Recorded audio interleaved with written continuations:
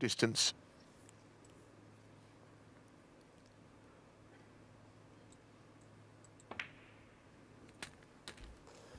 It's been a really interesting match. Played to a good level. We haven't seen like a barrage of huge breaks, but it's been well contested between this pair.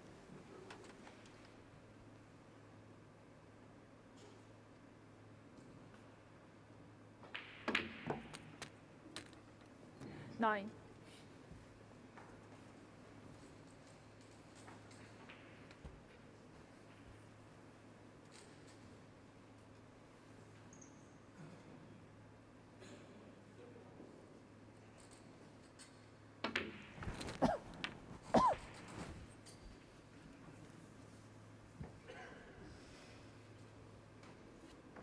Sixteen.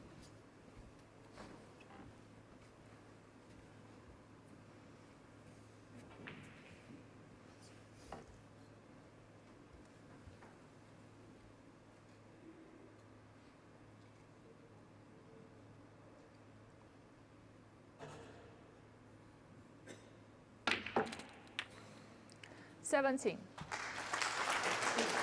Beautiful little shot again. And the Reds are in such nice positions here. Scattered around the centre of the table.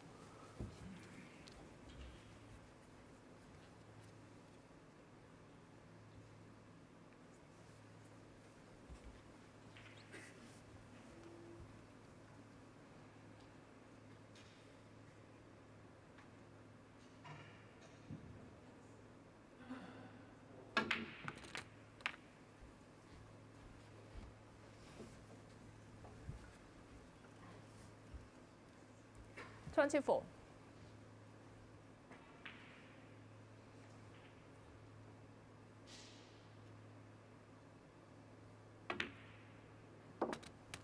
25. Well, Sullivan won a dramatic 8th frame, but Pnag a great long red, and what a wonderful scoring chance he has here to banish the blues of not sealing that frame for a 5-3 lead.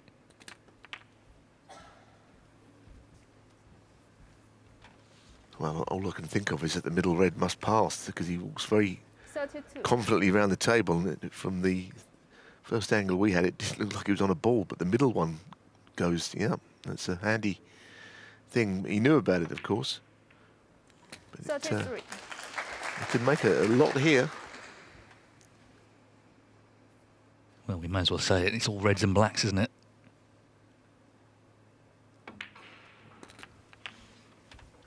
It is, and I mean, right now, surely it isn't the thing that's foremost in his thoughts, but he is on reds and blacks, and it's easier to stay on the black than go on to any other colour.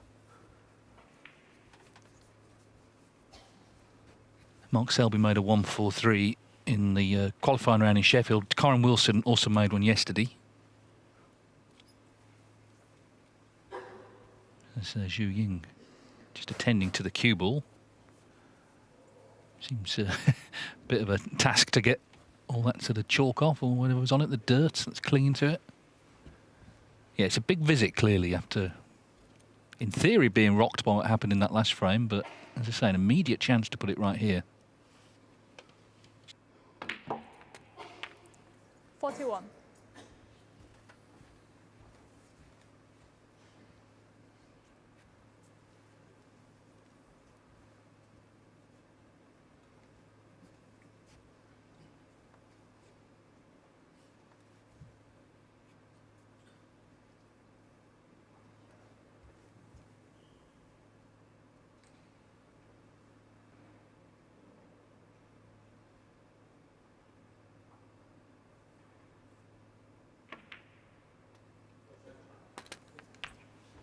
Goodness me, I thought he'd missed that. It went in very favourably off that bottom jaw, and 48. makes me think that maybe he can't stay on the black now, unless he can find something in there that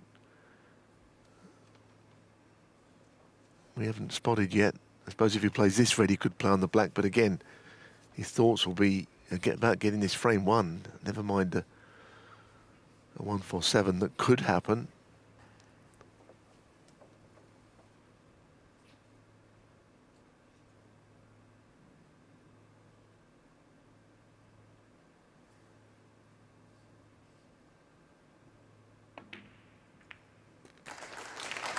No, he's staying on the black now, all right, and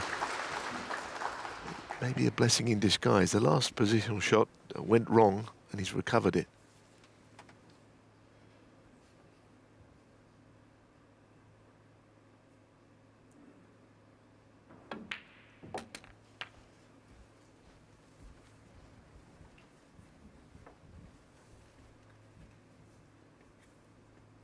$36.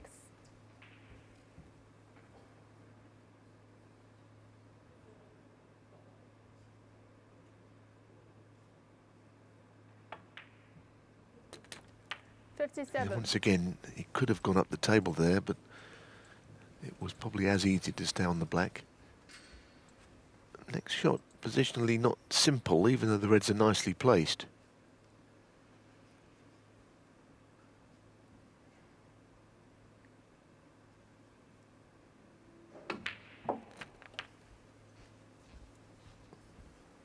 Nice shot. Nice control. 64. Well, of course, first things first, get the frame one, and he's not too far from doing that now, and then he can give the 147 his full attention.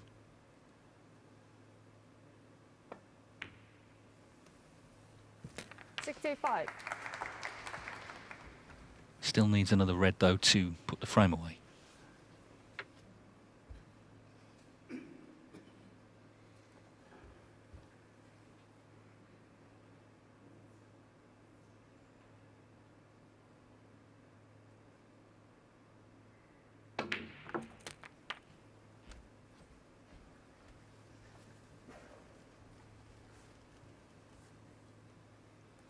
So this red for a 5-4 lead, and then who knows what will happen in the next few minutes.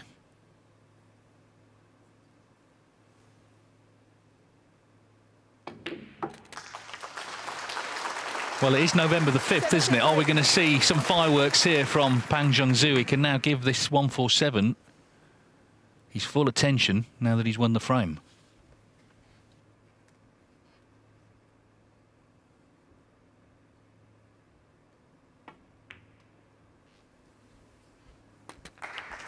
It's very much on the cards, and obviously there are going to be problems, but I suppose to make one against this man as well, that would be quite something, wouldn't it? He's never made one before, so a 147 against O'Sullivan, that would be quite something. And as you say, the frame has now won. He's got the luxury of knowing that. He's within a frame of the match. Yes, we saw Zach Surety make one, didn't we, in China last season against Ding, and that just made it more special, I think. Pang's highest break 144 in competition. We've had so far 4 maximums this season.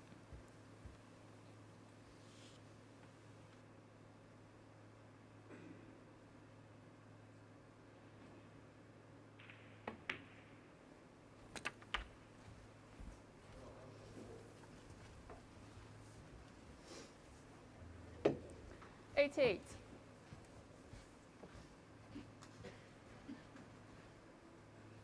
fact, the last player to make one, Sijal Wheat, has just gone 4-3 up. Shades of Cliff Thorburn there, isn't it, to blowing his nose. He did that at the Crucible in '83 against Terry Griffiths. Let's have a little break here, I think he said, didn't he?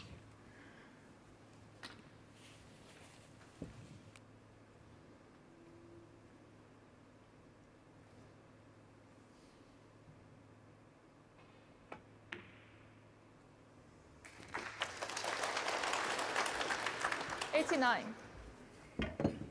Now this is where things get more awkward, not only because of the pressure of the situation, but getting not only on the red, but usually top side of a red to a corner pocket.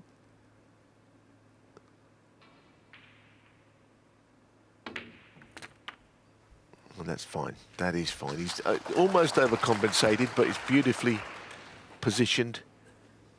The question of the red directly below the pink now.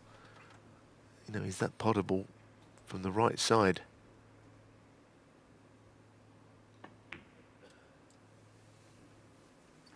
I think the answer is probably yes. The other red, the left red of the two, it might be the tricky one. It's a wonderful chance, it really is.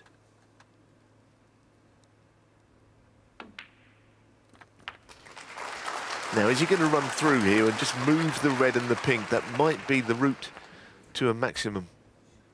Because I don't think he's 104. quite straight on this, which could be a good thing. Just a little brush off the pink and the red.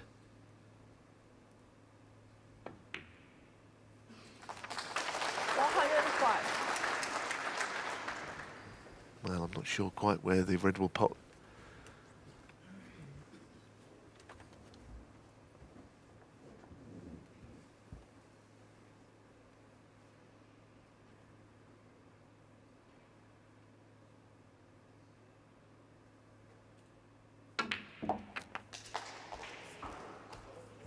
That's the problem now. He's going to have to go all around the table. It's doable.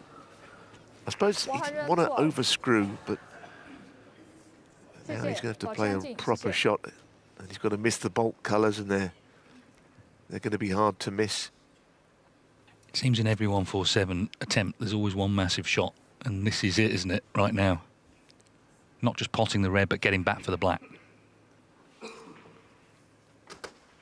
Yeah, I don't know if he had the chance to play a red to middle. He's not really done that in this break, because it's always easier to get on the black from those. But anyway, here we are.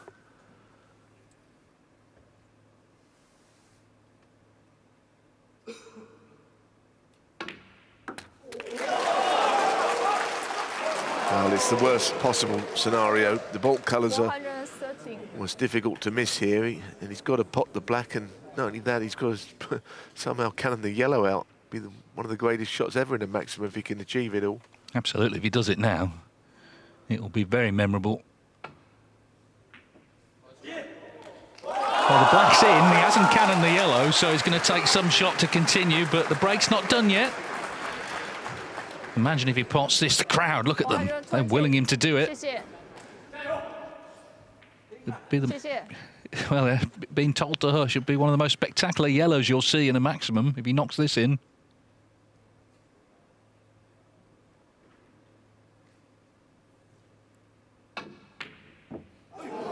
Hang on. Oh, and he would have been on the green plum. But the break is over. The main thing...